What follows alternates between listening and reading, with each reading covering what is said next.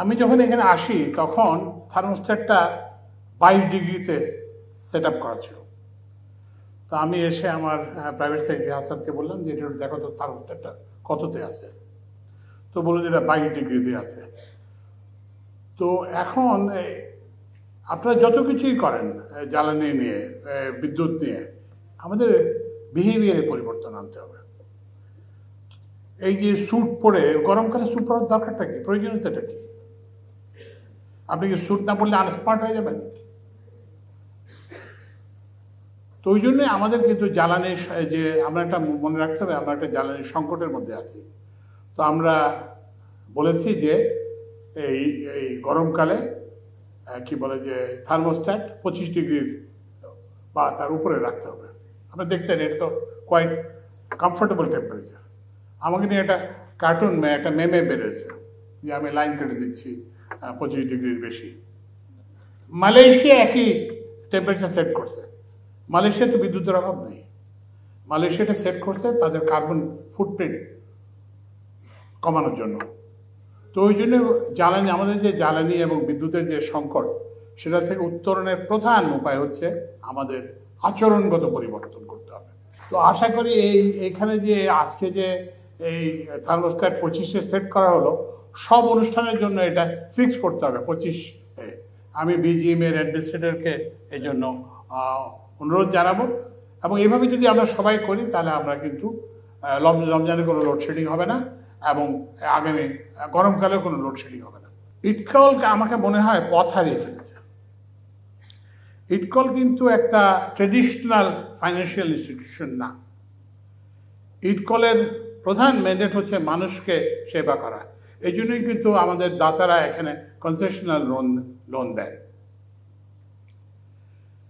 ইটকল একটা আনঅ্যাম্বিশিয়াস অর্গানাইজেশনে পরিণত হয়েছে। আজকে যে লক্ষ্যমাত্রা 300 মেগাওয়াট, আজকাল পৃথিবীতে কোথাও 100 মেগাওয়াটের লক্ষ্যমাত্রা নির্ধারিত হয় না।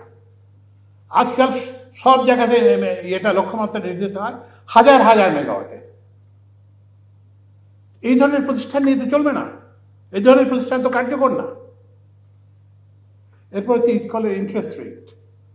বলছে যে কত পার্সেন্ট দিলে, ব্যাংক গ্যারান্টি দিলে তারপরে হচ্ছে এত পার্সেন্ট, 75% ব্যাংক গ্যারান্টি দিলে এত পার্সেন্ট। তো তাহলে তো ওই ইন্টারেস্ট রেটের সঙ্গে ব্যাংক গ্যারান্টি কস্ট অ্যাড করতে হবে, তাহলেই প্রকৃত ইন্টারেস্ট রেট হবে। তো আমি এই জন্য ইটকলের চেয়ারম্যান এবং ম্যানেজিং ডিরেক্টর দুজনেই আছেন, এবং আমার বিদ্যুৎ সচিবও আছে সেখানে। আমি সবাইকে বলবো যে ইটকলের লেন্ডিং টার্মসটা ঠিক করতে হবে। তারপরে ইটকলের টার্গেটের মধ্যে একটা অ্যাম্বিশন আনতে হবে। ইটকলের সবাই এখন অফিস, আদালত, সেমিনার এগুলো নিয়ে ব্যস্ত। অথচ আমি যখন ইটকলের সেমিনার ছিলাম, প্রধান নির্বাহী ছিলাম, আমি সাতক্ষীরাতে থাকতাম, কি বলে নোয়াখালীতে থাকতাম, এখানে থাকতাম, সেখানে থাকতাম, যেখানে প্রকল্প সেখানে থাকতাম।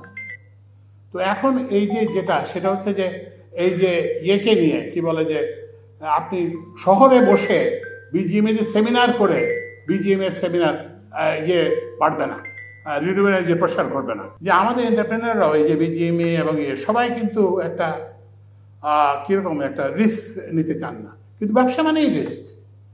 আমি একজন এন্টারপ্রেনারের কথা নাম বলবো না, নাম বললে সমস্যা আছে, বিদেশি একজন এন্টারপ্রেনার। তাকে একটা কয়লা ভিত্তিক পাওয়ার প্ল্যান্ট দেওয়া হয়েছিল।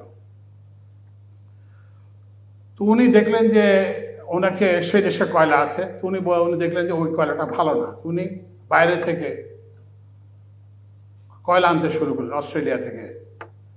তো তারপরে দেখলেন যে তাতে কয়লার দাম পড়ে, তো ওখানে একটা কয়লার মাইন কিনলেন অথবা এর অংশীদারিত্ব কিনলেন। তারপরে দেখলেন যে জাহাজে আসতে খরচ বেশি পড়ে, তো উনি একটা নিজে জাহাজ কিনলেন। তারপরে এসে দেখলেন যে জাহাজটা পড়ে। এরপর দেখলেন যে পোর্ট নাই, ও অনেক দূরে আনলোড করতে হয়, সেখান থেকে আনলে খরচ বেশি পড়ে। তো উনি ওনার এই যে পাওয়ার প্ল্যান্টের কাছে একটা পোর্ট করলেন। তারপরে একটা জাহাজ কিনলেন যাতে আনতে পারেন। তারপরে দেখলেন সেখান থেকে যেতে হলে যাওয়ার জন্য, পাওয়ার প্ল্যান্টে যাওয়ার জন্য পোর্ট থেকে একটা রেল লাইন করলেন। এন্টারপ্রেনার হচ্ছে সেটা, যে সমস্ত বাধা বিঘ্নকে চুরমার করে দিয়ে এগিয়ে যাবে। তো ওই জন্য আমাদের সবাইকে জাতি হিসেবে রিস্ক নিতে হবে এবং ওই যে যেটা বললাম যে একটা কুকুনের মধ্যে যে একটা নিরাপদ আশ্রয় থেকে কিন্তু দেশের উন্নয়ন করা যাবে না। আমরা বিজনেস অ্যাজ ইউজুয়াল আগের মতো যেভাবে চলেছি সেইভাবে চলার জন্যই কিন্তু জুলাই বিপ্লব হয় নাই, সেজন্য চলার জন্য অগস্টের বিপ্লব হয় নাই।